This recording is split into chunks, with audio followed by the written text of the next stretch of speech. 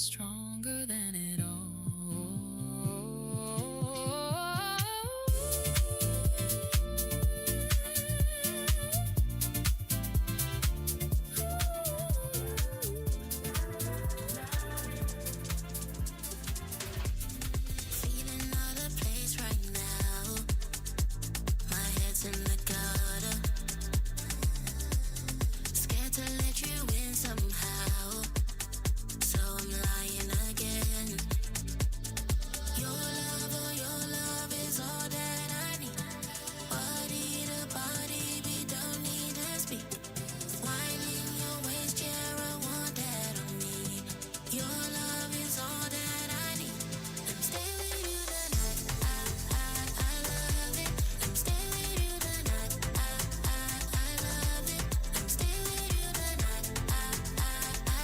15h59.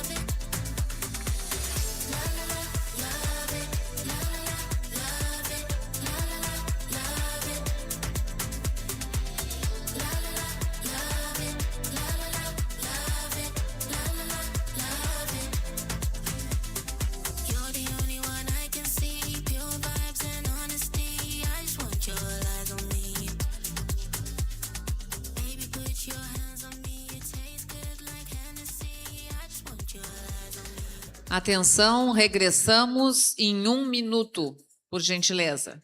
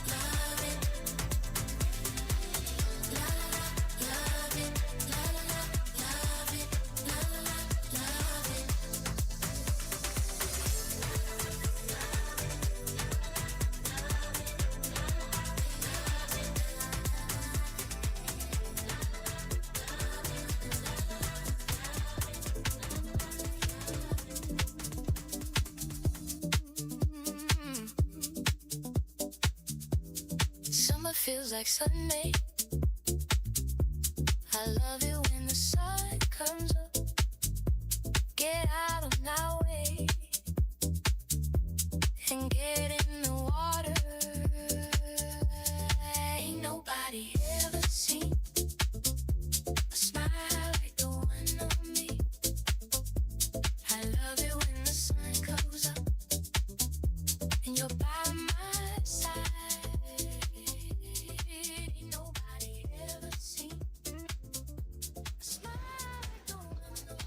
Lembramos que para a próxima palestra se faz necessário os equipamentos de tradução simultânea. As palestras serão em inglês.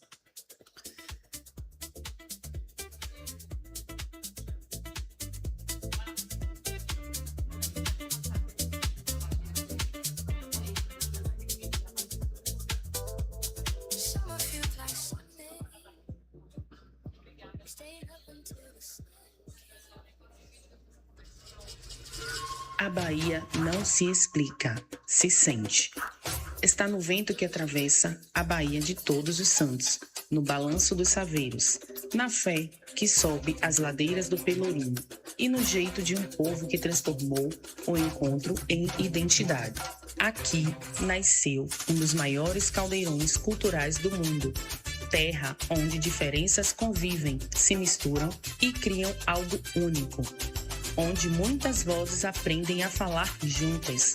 Terra cantada por Caíme, narrada por Jorge Amado, e berço de Rui Barbosa, baiano que fez da palavra um instrumento de justiça, democracia e defesa da vida pública. E talvez não exista lugar mais simbólico para receber o 11º Congresso Internacional de Controle e Políticas Públicas, porque grandes transformações começam no diálogo, na escuta, na coragem de reunir diferentes ideias em torno de um propósito comum.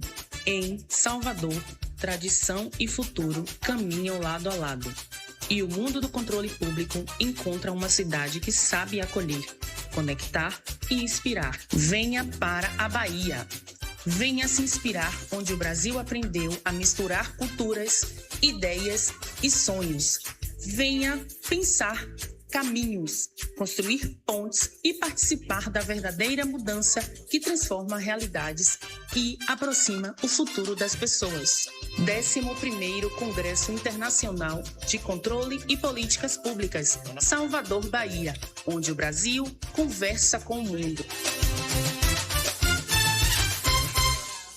Pra entregar? Isso, vou ter que avisar. Espera assim. E aí começa o próximo. Tá. Ele só vai deixar o... Não, você pode pegar. Não me atrapalhe nada. And be with you later. Ain't nobody ever seen a smile like the one on me. I love it when the sun comes up. You're by my side. Ain't nobody ever seen a smile like the one on me. Nós vamos aguardar mais 5 minutos, porque tem congestionamento com o pessoal recebendo o material para tradução simultânea. He will speak here. But you can let your feet. No problem. Do I sit down? Are we sitting there? Are we sitting down? Pode fechar. You can close it at all?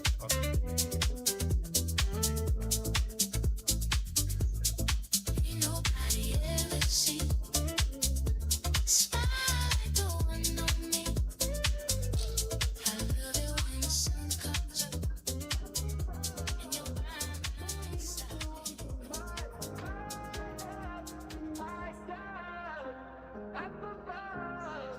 Made with the warmth of my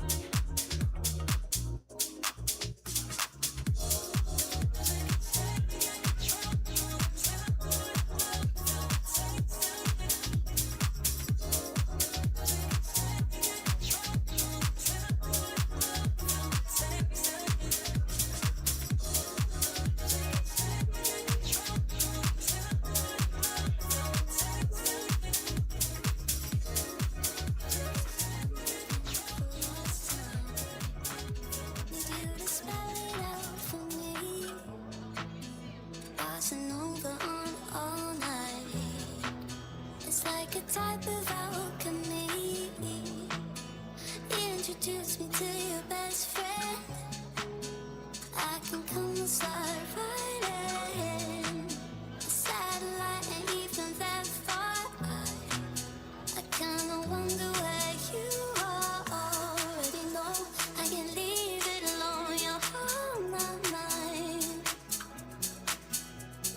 Already gave you a time and place, so don't be shy. Just come be the man I need.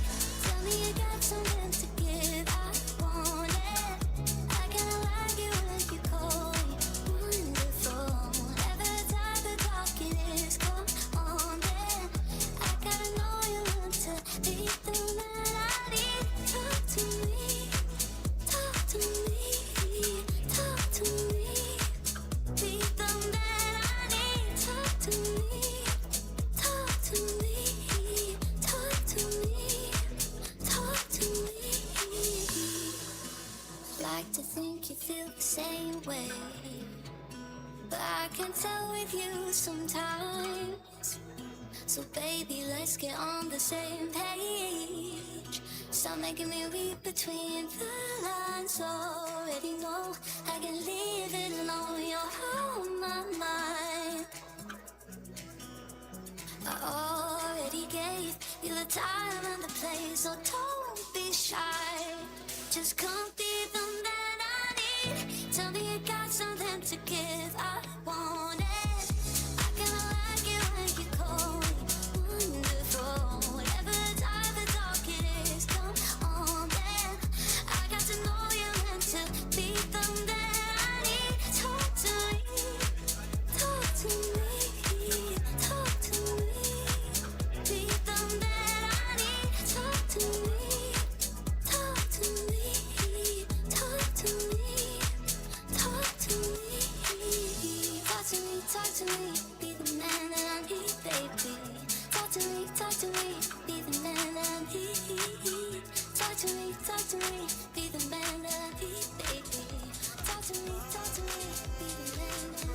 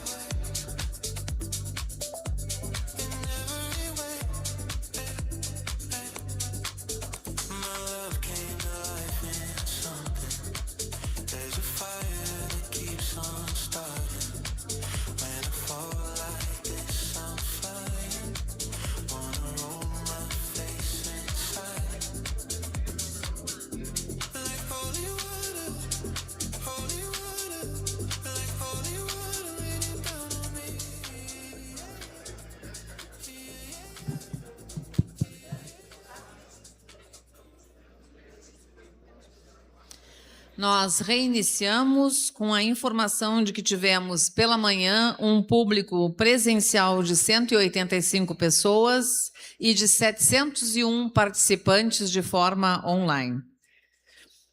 Nós pedimos também que as perguntas sejam encaminhadas por QR Code, respeitando a organização do evento e respeitando também os participantes que ficam responsáveis por essa parte, né, pela leitura das perguntas.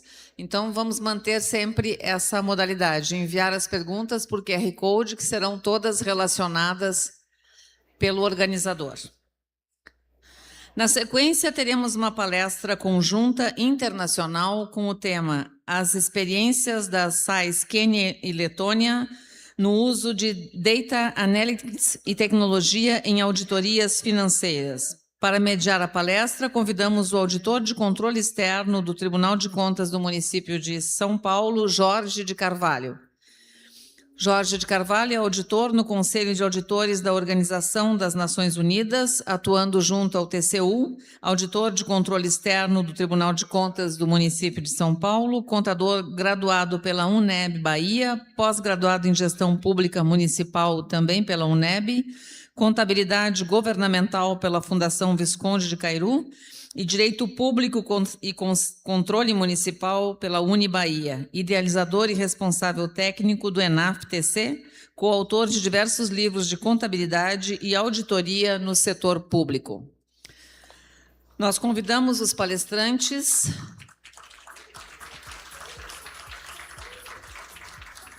iniciando por Laila Kikust, auditora sênior do Tribunal de Contas da Letônia, com mais de 15 anos de experiência em auditoria no setor público.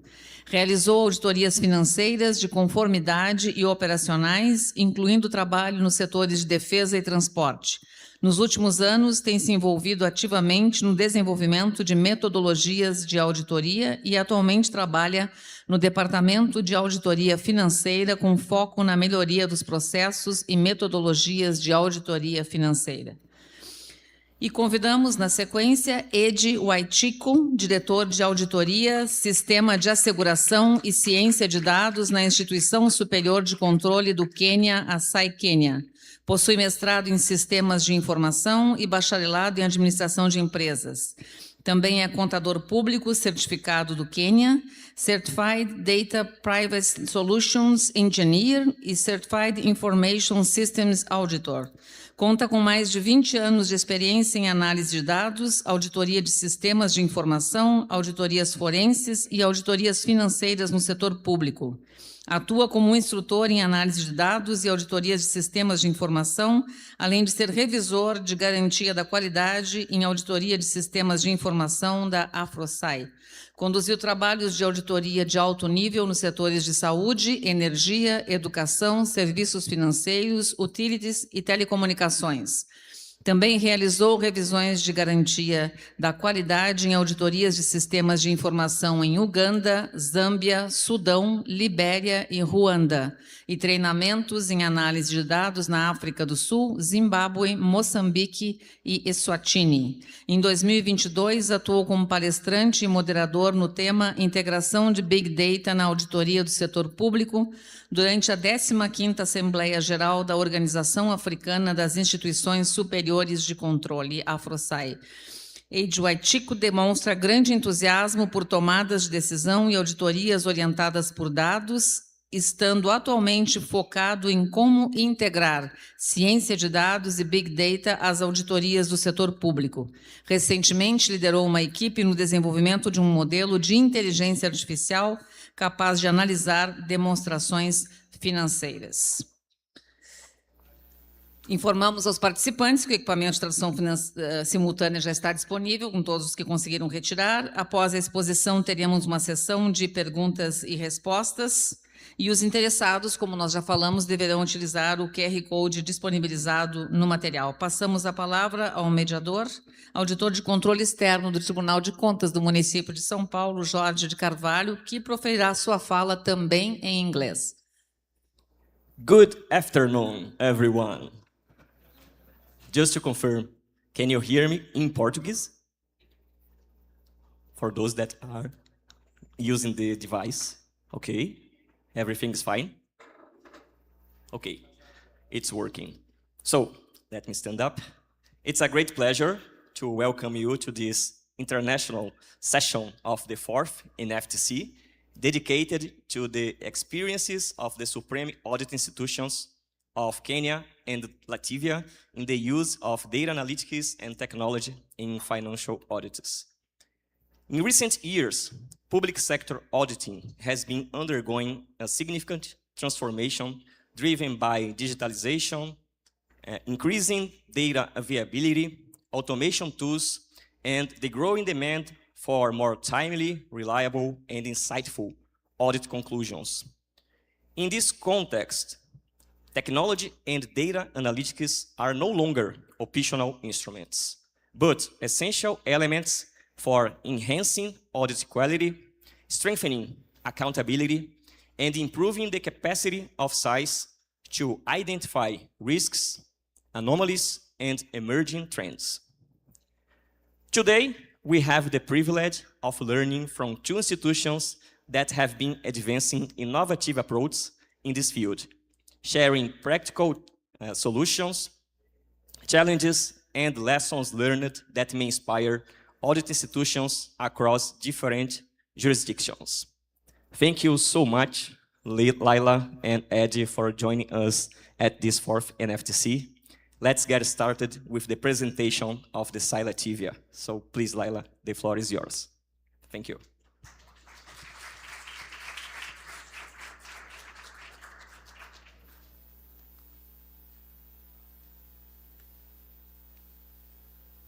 Yes, everything's working. Good afternoon. It's a pleasure to be here and represent the State Audit Office of Latvia today. Today I will share our experience in using data analytics and technology in our SAI. But firstly, let me briefly introduce you with the Latvia and the State Audit Office of Latvia. As you can see on the map, Latvia is situated in northeastern Europe with a coastline along the Baltic Sea. Total area is a little bit more than 64,000 square kilometers, and Brazil is approximately 132 times larger. Population is 1.9 million, and Brazil's population is approximately 107 times larger. Our official language is Latvian. We are proud that we have our own language, if we are such a small nation. Latvia is parliamentary republic, a member of European Union and NATO. The State Audit Office of the Republic of Latvia is one of the constitutional state authorities. It is an independent supreme audit institution subject only to the law. In 2023, we celebrated our 100th anniversary. We operate from a single office in the capital Riga, and today our total staff is 153 employees only, and from these people 116 are audit staff. About mandate. Through our audits, we oversee how state and municipal funds are used and how public property is managed, assessing whether this is done in a regular, accurate, economic, and efficient way. We are authorized to audit all public bodies except our parliament. We conduct 3 types of audits: performance, compliance, and financial audits. And by law, we provide an audit opinion and report on the state's annual financial statement to the parliament annually.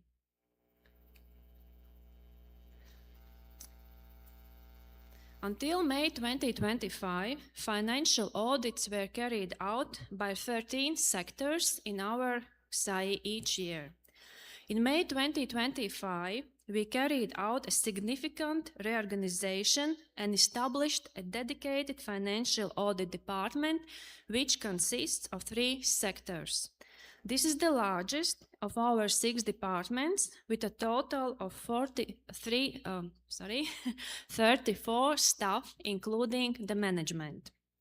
As a result, we moved from 27 separate audit reports and opinions to a one single audit report and opinion. This provides an opinion on the consolidated annual financial statement of the Republic of Latvia, covering all state ministries, central government institutions, municipalities, extra-budgetary institutions, and derived public persons. And based on preliminary data of 2026, the total expenditure of this consolidated annual financial statement is about 18 billion euros, and total assets are around 48 billion euros.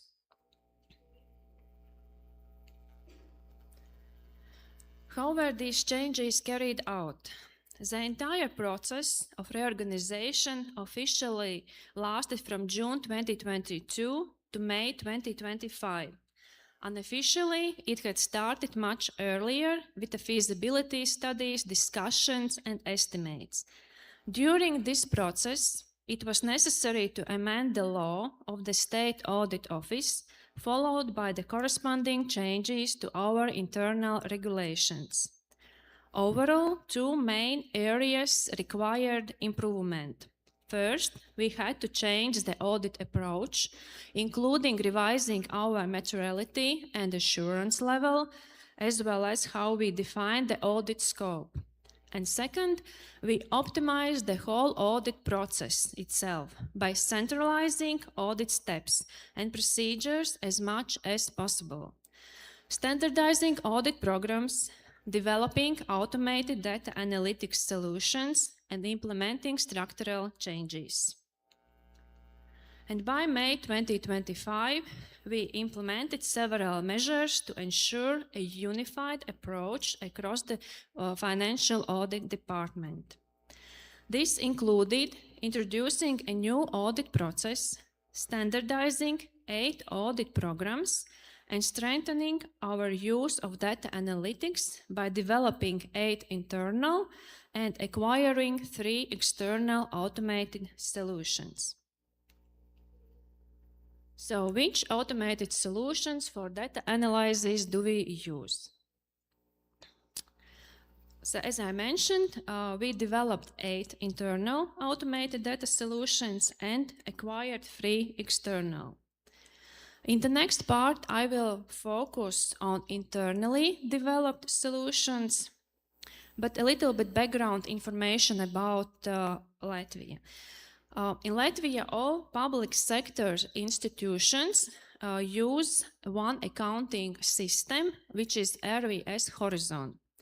This allows us, based on formal agreements, to access their system remotely and extract data whenever we want it. All accounts for public sector is in the state treasury. We also have access to the state treasury's information system, which provides information on incoming and ongoing transactions and the financial statements. And in Latvia, we also gradually adopted accrual accounting in the public sector 2 decades ago. So more in details about our solution. The first one is automated real estate analytical solution. This solution compares data from the accounting system of audited entities with data from State Land Service and State Forest Service on real estate, including ownership, area, and value. We can access and extract data directly from the accounting system, but once a year, we request information on real estate from State Land Service and State Forest Service, which we receive in Excel format. And from this accounting system, we also extract data in the Excel format. And then we can compare these two data sets to check whether the audited entity has recorded all relevant real estate and whether the area and value are correct. This gives us assurance that the data in the audited entities' systems matches the data in the state information system. The next solution is automated fixed assets analytical solution. We use information also from the accounting system, what we can extract in Excel format, and also reports from the state treasury information system. The solution performs trend analysis using data from the accounting system. It helps us select data based on predefined criteria, for example, low value fixed assets or assets without an in-service date. It also prepares a worksheet for detailed testing where we check whether assets were recognized in the accounts on the correct date. A very important feature is that the solution models fixed asset depreciation. The solution also compares budget execution reports from the state treasury system with the data from the accounting system. It also performs cross-analytical procedures to ensure that the detailed and general ledger data are consistent with the figures in the financial statement. The next one is automated inventory analytical solution. Here we use also the information from the accounting system and from the state treasury information system. The solution selects data based on predefined criteria, for example, high value or expired inventory items. It compares budget execution data with accounting data and performs cross-analytical procedures to ensure consistency with the financial statement. The next one is universal data analyticals automated solution, and this solution performs trend analysis based on accounting data from the accounting system, prepares template for balance verification, conducts analytical procedures using state treasury reports. The next one is automated service analytical solution. This is the smallest solution, and it compares data from the state treasury reports with data from the accounting system, ensuring consistency between these two sources. The next one is automated analyzing tool for long service pensions.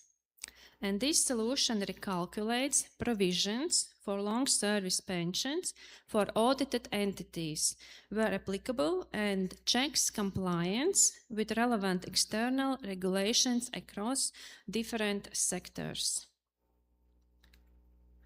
We also have a solution for annual financial statements, and this solution performs analytical procedures on balance sheet data and cross-checks treasury and accounting system information, ensure consistency and completeness. And the next one is automated remuneration analytical solution, and this solution using 8 different accounting system reports. The solution recalculates monthly salaries, bonuses, average earnings, taxes, performs checks on various compliance aspects, such as whether established salary levels comply with regulatory requirements. And this supports auditors in developing risk-based samples for detailed testing. I will go more in details about this remuneration analytical solution.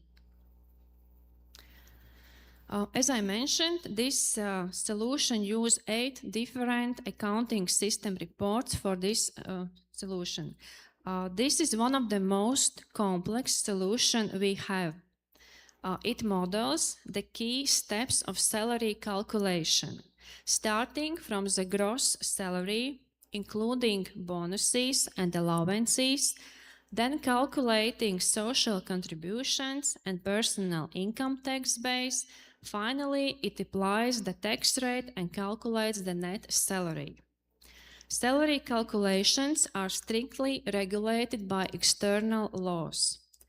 All these highlighted elements in the slide are also governed by different regulations, so the solution had to incorporate a large number of conditions.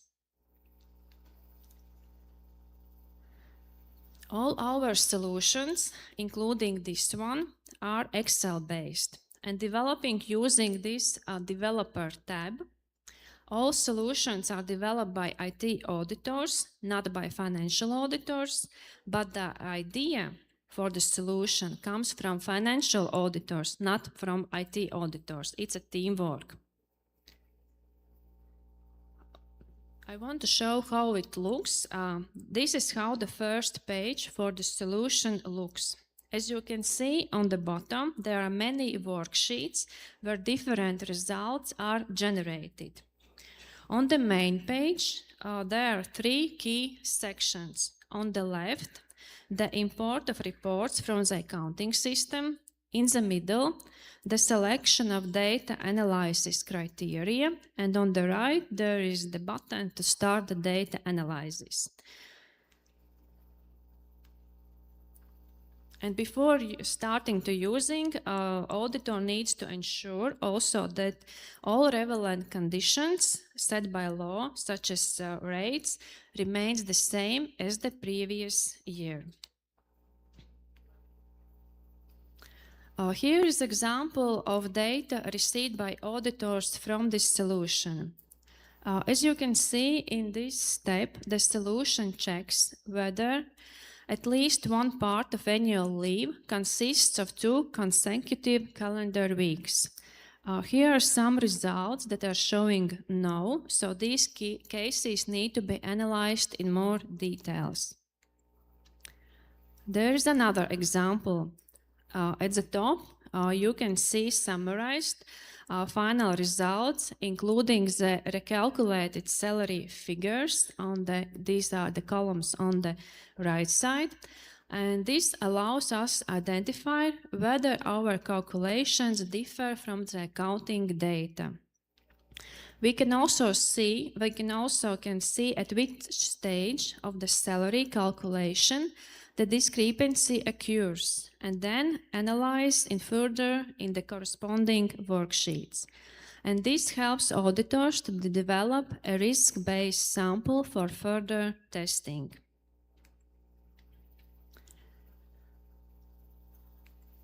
So why did we develop these automated data analyzed solutions? There are several key reasons why we developed these solutions. First, they ensure accuracy, providing precise and reliable financial calculations. Second, they improve cost efficiency by reducing audit costs and increasing productivity. They also speed up audit procedures and allow us to process data much faster than before. In addition, automated enables more effective use of data from state information systems.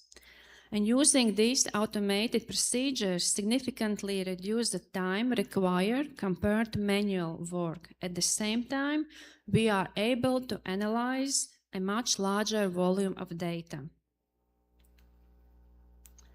Why we use Excel, not another solution?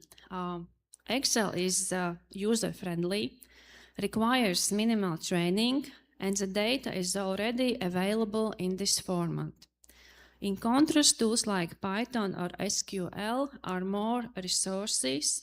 require more resources, training, and funding, and are not accessible to all users. But there is but. One of the main challenges we face is data quality. For the solution to work properly, the data must meet all required conditions. However, in practice, the quality of data varies across audited entities. Some issues, such as incorrect decimal separators or cell forming, formatting are easy to fix by the auditors. However, missing data, for example, empty rows or columns, prevents the solution from working properly. Sometimes data is placed in incorrect columns and needs to be manually adjusted. For this reason, a data quality check is always required before uploading data in the solution. And I will go through the life cycle of our solutions. For each solution, a dedicated development team is established, which consists from several financial auditors. The first step is method standardization. The development of a solution starts with an idea from financial auditors on how to improve and simplify their work. The development team gathers auditors' experience, identifies available data sources, and then develops a standardized approach to testing the population, ensuring that the solution is useful and applicable for all auditors. The second step is access to data. We agree on a remote access to accounting system of audited entities and obtain the necessary technical access to their networks and records. The third step is the development of the solution. This includes defining analysis criteria, importing data, and designing the analysis and results. IT auditors work closely with the development team, which defines the logic, while IT auditors implement it technically. The third step is testing and implementation. We pilot the solution in a selected institutions and develop both technical and user documentation. This process can sometimes take up to a year, especially this testing process, as it carried out alongside other audit work. The fifth step is ongoing support. We provide technical support and all the time identify opportunities for the improvement. And this stage remains in place for as long as the solution is in use. And to conclude, automated data analysis allows us to audit larger volumes of data more consistently and with higher quality, and applying a risk-based sampling approach. At the same time, we have learned that this requires time, high-quality data, and strong cooperation between IT and financial auditors. But most importantly, automated solutions are not just about efficiency, but they fundamentally change how we perform financial audits. Okay. Thank you.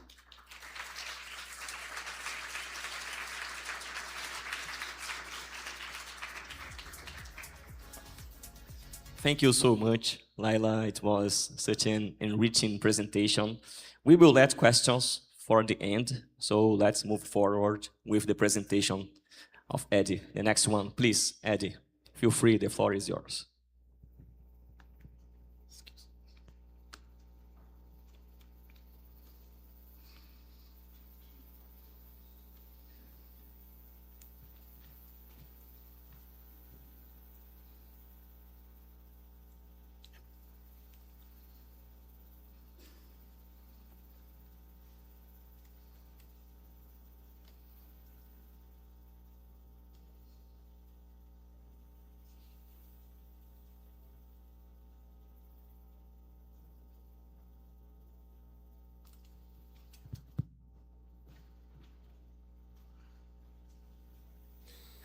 It should work because we planned it well. We tested the controls. Oh, thank goodness, it's working. Good afternoon, all. It's a pleasure to be in Brazil and specifically Bento Goncalves to make this presentation on use of data analytics in risk analysis. But before I do that, I would want to talk about where I come from, which is Kenya. Kenya is in East Africa. We have a coastline where we usually enjoy our holidays, especially when the schools are closed, so along the Indian Ocean. Our population is around 56 million, and we are the largest economy within the East Africa. Our government structure, more or less like Brazil, the US, we have a national government and county government. For the county government, we have 47 in number. And mark this number 47 because we shall use it throughout the presentation. So that is our mandate, the entire government plus the legislature plus the executive and the parliament. I would want to welcome all of you to the capital city of Nairobi. And as you enjoy Nairobi, remember we have 23 national parks and 28 national reserves. So you can enjoy seeing the wild animals, what we call doing a safari. Going to the presentation, I'm going to present on use of data analytics in risk analysis, specifically payroll. Because payroll component is one of the, especially back home, is where most of the figures lie. Probably more than 60% of the expenditure is on payroll. I'll do a practical session just to see how we arrived at the results. Then I'll take you back to the presentation where we are going to interpret the results and see how we can do risk analysis using data analytics. Just as part of introduction, our public institutions generate enormous and large volumes of data. Therefore, we need also to use data. And as the phrase goes, back home they say, you cannot respond to a mosquito bite with a hammer. But data analytics gives the auditor the superpowers, as we shall demonstrate during this presentation. So through analytics, auditors are able to transform data, get patterns, trends, audit intelligence. And the best way to do risk analysis using data is data visualization. And maybe why data is visualization? By using graphs, charts,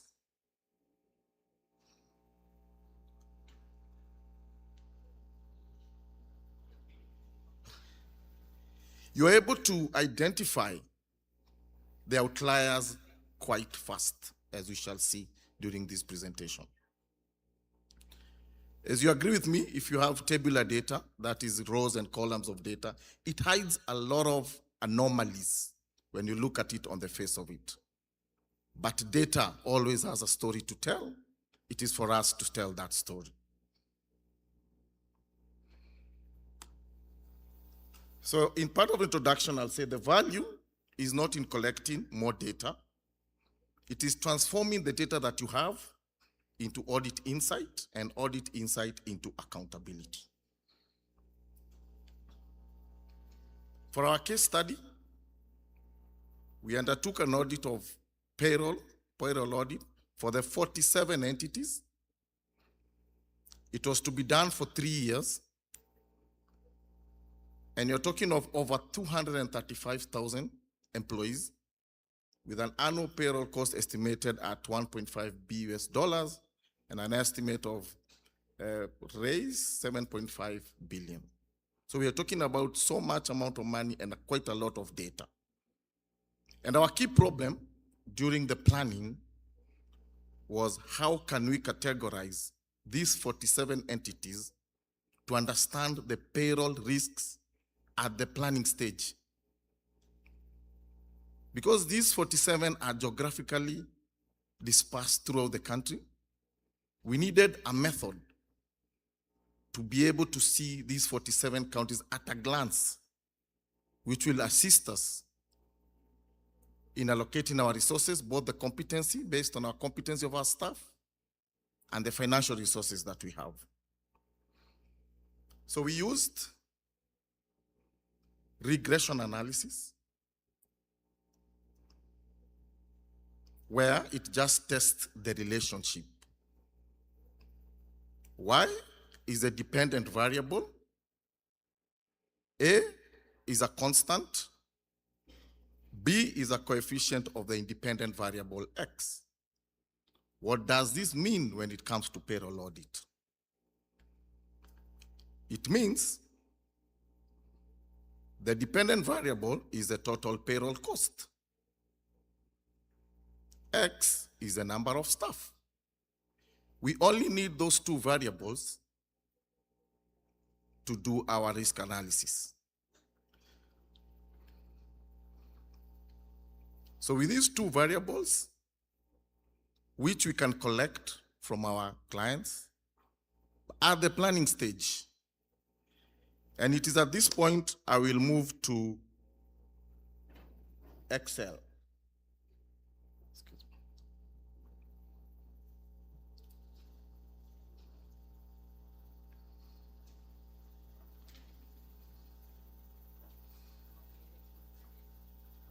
It's okay?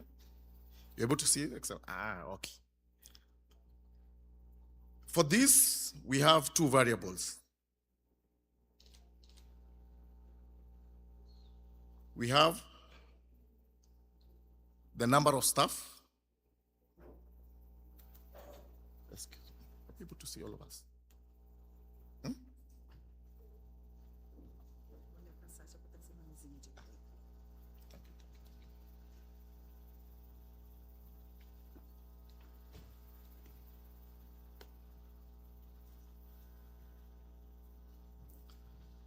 Can I continue?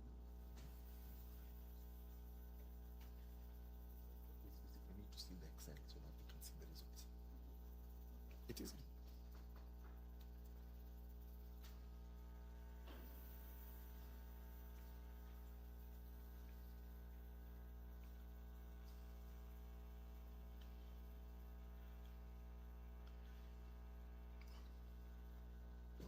Yes. In this worksheet or workbook, we have our variables. The first column, column B, we have the 47 entities. I have anonymized the entity name and given it a code. We have the number of staff for each entity. And we have the payroll cost per year for these entities. So what do we need to do here? We need to do a regression analysis and see the relationship between the total payroll cost and the number of staff. For that, we go to Data tab, Data Analysis, add-in, which is in Excel, can be activated. We pick Regression. On this part, our Y range, which is the dependent variable, is a payroll cost. So we'll highlight all our payroll costs, 47 of them. Our X is the number of staff. So we highlight the column on number of staff.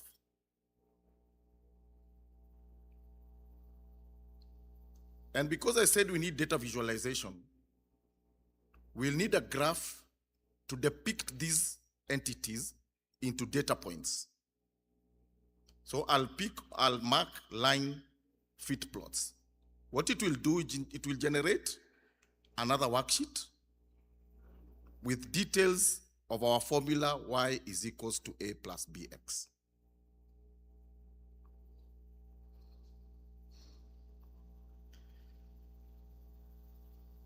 This is our results.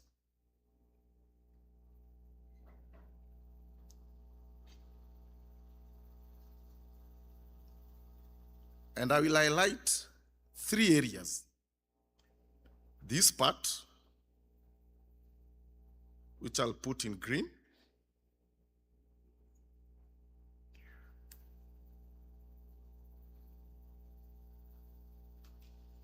and put it as a percentage. What that means, 90% of the payroll cost is influenced by the number of staff, which is quite high for us to do our risk analysis. These two parts here, this is our A and our B, which we do not need to calculate. It will get from the formula itself. So our A is 231 million. Our B, which is the coefficient of our X, is 774,000. Then another important part is this, called the p-value. As it is, when you see minus 24, it means it is 0. Almost 25. So it's 0.00000, meaning there's a very strong relationship between the payroll cost and the number of staff. Coming to our graph now, and this is where it gets very interesting, because we have to plot all. For this is our line of best fit. I'll just do some aesthetics just to make sure it is visible enough. So for the X, it will be a clean arrow. For our total cost, I'll reduce the values, display in billions. Then as a number,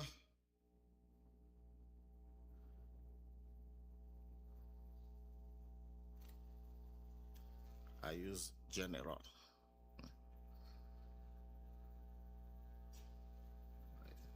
Where is the remote?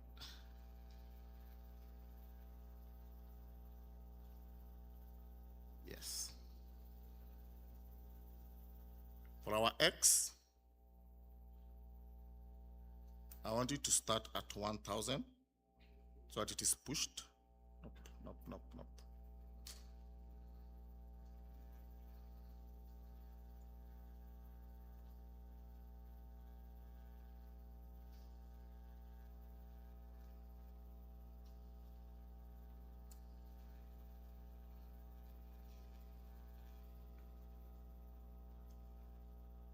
This will be number of staff. Our Y is payroll cost. The name of it is payroll cost versus number of staff. Good enough. Then we do final aesthetics to this before we go to our presentation.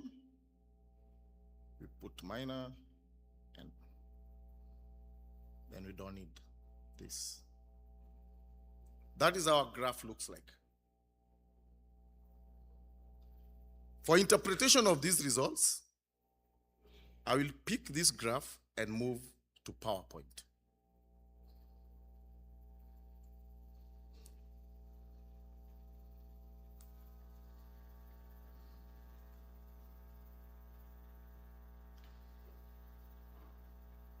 From the results we have seen, our regression analysis now reads Y is equals to 231 million plus 704,000 X. In summary, there is a very positive correlation between payroll cost and staff numbers, meaning 90% of all variations in payroll costs are mainly influenced by number of staff. Very critical in this risk analysis. The second part which I want to highlight, what it means, any 10% increase in number of staff will lead to only 8 to 10% in payroll cost increase. But in our case, because we are doing risk analysis, any change of number of staff between two entities should behave the same way. Are we in agreement? If the difference between two entities is 10% number of staff, we expect payroll cost to be 10% difference, and vice versa holds. If the difference is 1%, the payroll cost should be 1%. Are we together on that? Because that is very key in this analysis. Increase 10, increase 10. Difference 1, difference 1. Okay. So here comes our graph.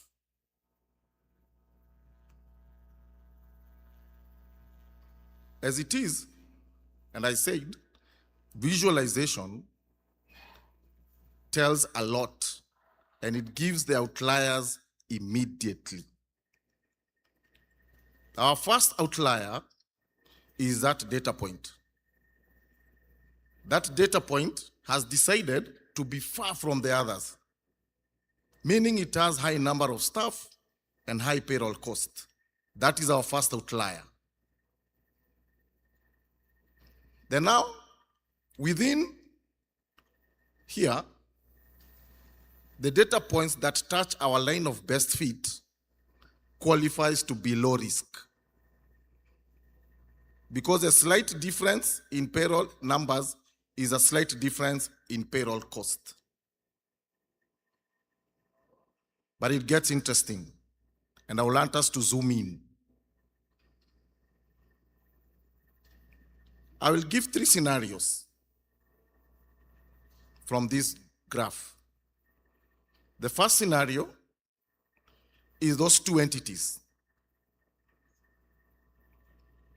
Those 2 entities, the difference in payroll cost is only 4%.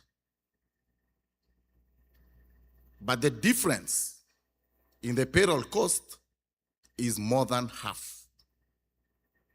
What does that mean?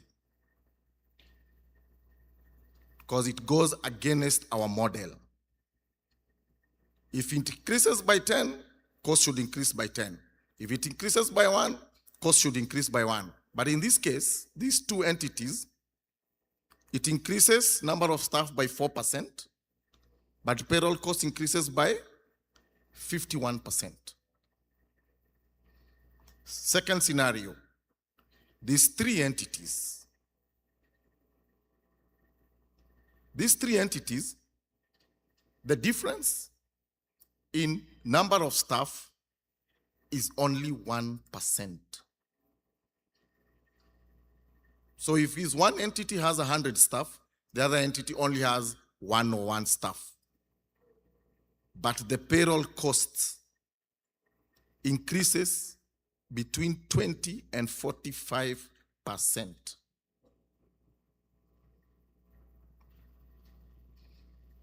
The third and the final data points is these 2. These 2, the difference in number of staff is only 0.08%. But the difference in payroll cost is 24%. What do these data points mean? They mean that the marked areas are definitely high-risk entities. Their payroll costs is not aligned or is not increasing as the number of staff is increasing. So we flag them. And our rule of thumb, if you do such analysis and high-risk clients is between 10 and 12%, your analysis is accurate. But if it goes to 20-25, then there could be a problem. The high-risk clients are not as many. So out of 47, we've now narrowed down to 8. These 7, and the one who declared to be on his own in the other slide. You only have 8 very high risks. Then the other clients, now they are between medium and the low risk. But of course, the ones that touch the line of best fit, those are low risks. Without a shadow of doubt, even if you don't visit those clients, they are low risk. But of course, we visited all the 47. So what does this mean? Bringing back to our graph. From the 47 entities, we've been able to do risk analysis using data because of the relationship between the payroll cost and the number of staff. So the question will be, what are these risks?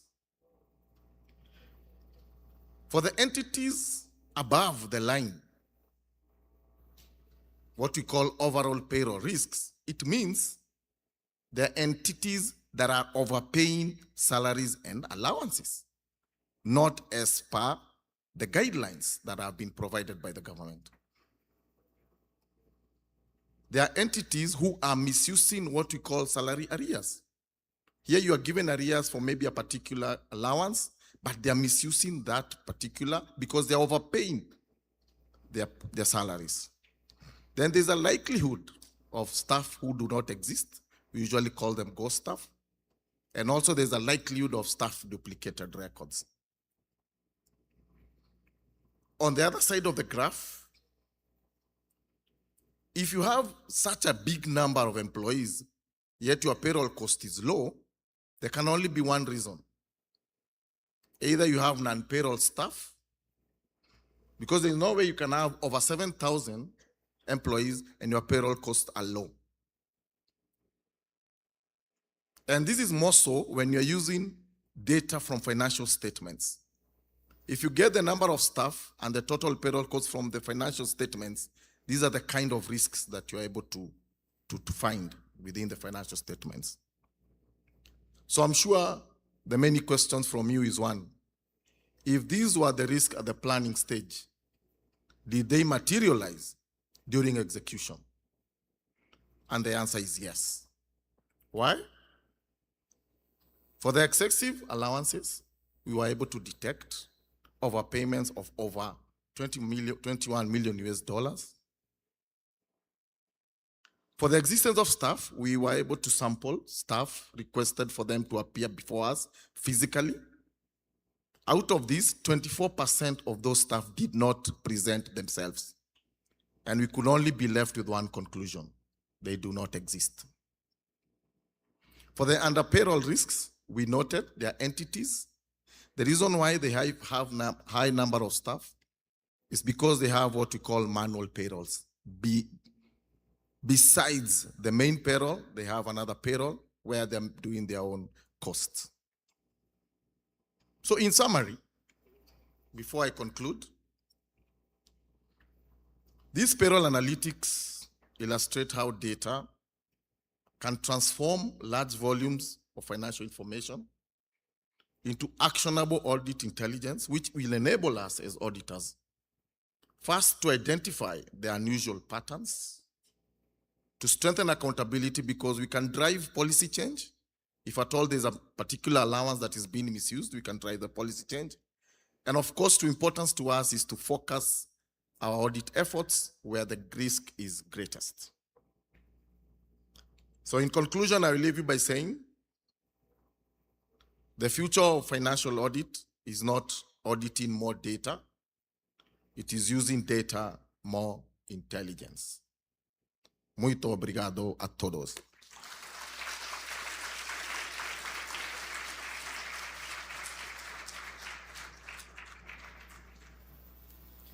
Wow. I don't know, maybe it's something personal, but it's the first time that I see in practice regression applied to financial data and, yes, other things like the number of staff. For me, at least, it was very, very interesting. So congratulations and thank you so much, Ed. We have plenty of questions here. So we still have some time. Let's try to explore most of them. We will start with Laila. Felipe, thank you for asking in English. You made my life easier. So, Felipe asked, could you talk a little more about the assurance level used on financial audits? For example, 5%, 10%, or others, and how you measure inherent control, and detection risk at practice? If it's by a quantitative or qualitative scale, how many levels of risk they carry, and in case of qualitative scale, the numbers associated with each level? This is Felipe asking. Thank you for the question. About the assurance level, till May 2025, we worked with assurance level 92%, and after May 2025, we increased our assurance level to 95%. This also affects our sample size. Our sample size increased about 10-15% approximately. About the controls, this is mandatory for us to test controls every 5 years.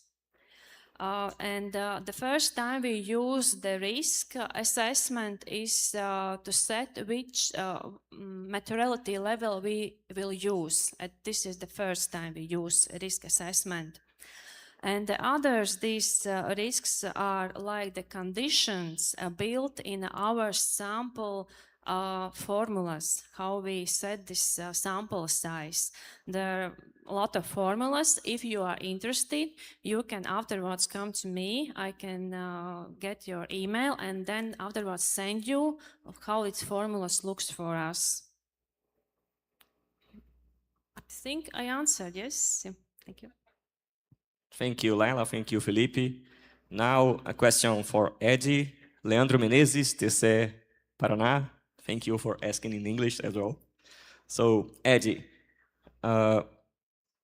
actually, I will let your question for the next moment because Felipe asked it again, and I have shown your question, Felipe, to Ed first. So let's go to this, and after that, we go to Laila, and then to Ed again with the question from Leandro. So the question is, regression analysis is originally designed as a parametrical test. In other words, it works when data follows a normal distribution. In Brazilian transaction and accounting, we do not find many populations with this distribution. Do you adjust the model taking into consideration the absence of normality? How do you do that? Do you test parameters for multicollinearity? Okay, thank you for that question. And just to mention, regression analysis is more for descriptive, not diagnostic tool. So even if there's I agree it is more of normal distribution.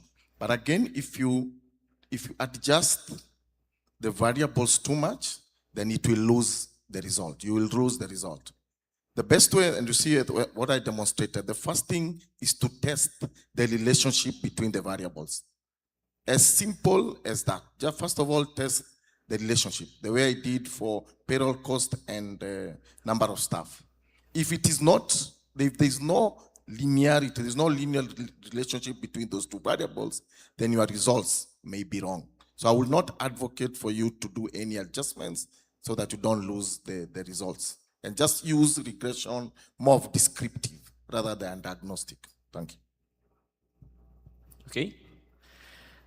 Another question. Aline, here from the Court of Accounts of the state of Rio Grande do Sul. Thank you, Aline.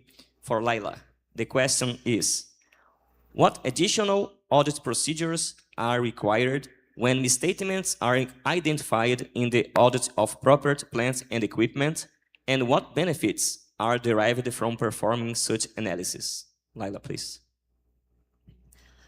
Thank you. If I understand correctly, we are talking about real estate.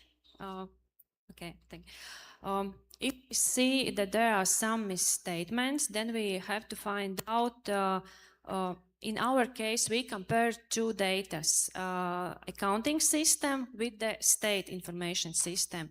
If we see that there are some misstatements, first we have to find out which information is correct, because sometimes even the state information system, there could be some misstatements. First, we have to find out which information is correct. Then we have to say this audited entity to correct this information. Because this affects also the assets, the balance sheet, it affects everything. Yes, the first we have to find out which information is correct. Then we ask the audited entity to correct. Depending how this misstatement is huge or not huge, it may maybe affect also the audit opinion. Maybe there could be also some conclusions we put in the report. We have to go in more in details to find out what caused this misstatement. I hope I answered. Yes, definitely. Great. Thank you, Laila. Another question now for Eddie. It comes from Leandro, as I said before. The question is, when you use only the number of staff in regression analysis, in which stage of audit you include the staff profile? Something like level in career or type of career. Here in Brazil, we have heterogeneous careers, especially in municipalities. Okay, I understand that it is not only the number of staff that affects or has an influence on the total payroll cost, but in the case study that we did, it was the main one because it influenced 90%. But in where there is heterogeneous, I will want to say this. There are so many other models that can be used if one of the models does not fit into what you want to achieve. The most important thing is the objective. If you find it they are very heterogeneous, for instance, the way you're saying in Brazil, then I'm sure there could be another model or another data analytics technique that can be employed there for you to achieve your result. Because again, if you adjust the regression so much, you will lose the results. And if you lose the results, then you'll make the wrong conclusion and you'll make the wrong decision. So my advice is understand the data, test to see the relationship. If it is not there, then use another model. That will be the simple my advice. Because there are so many other models. This was one of them. When it comes to expenditure, there are other models on expenditure you can use to do risk analysis. So thank you. Perfect. It's not just a matter of using the technique, but firstly, understanding the context, the data set, and so on. So very good. Now, we are coming to an end. Laila, the last question is for you. So, one of the strongest messages from your presentation is that automation is not merely a technology project, but a transformation of the entire financial audit methodology. In your view, what was the most difficult cultural or organizational barrier to overcome during the transformation, and how did the Ative secure auditors' trust in automated analytical procedures as a source of audit evidence? Okay, thank you. The main challenge was changing the auditor's mindset because it's easier to stick to old habits. How we solve it?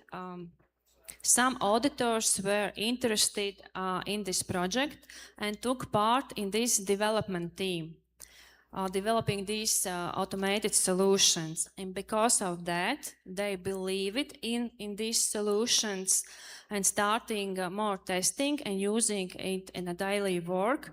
And gradually, others also starting to using these solutions. So the answer is just involve auditors in developing anything. Excellent.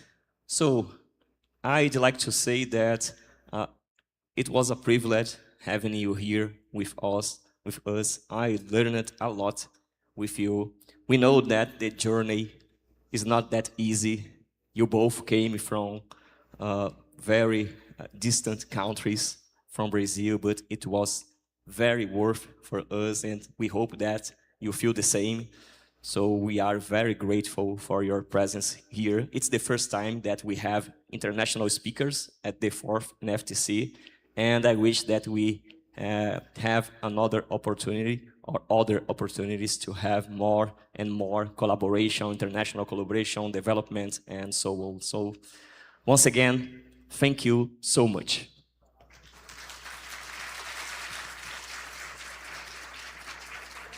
Nós convidamos o conselheiro Inaldo, o conselheiro Miola e o presidente, conselheiro Dadir Pietroski, para fazer a entrega das lembranças aos nossos 3 palestrantes, por gentileza, ao moderador e aos 2 palestrantes.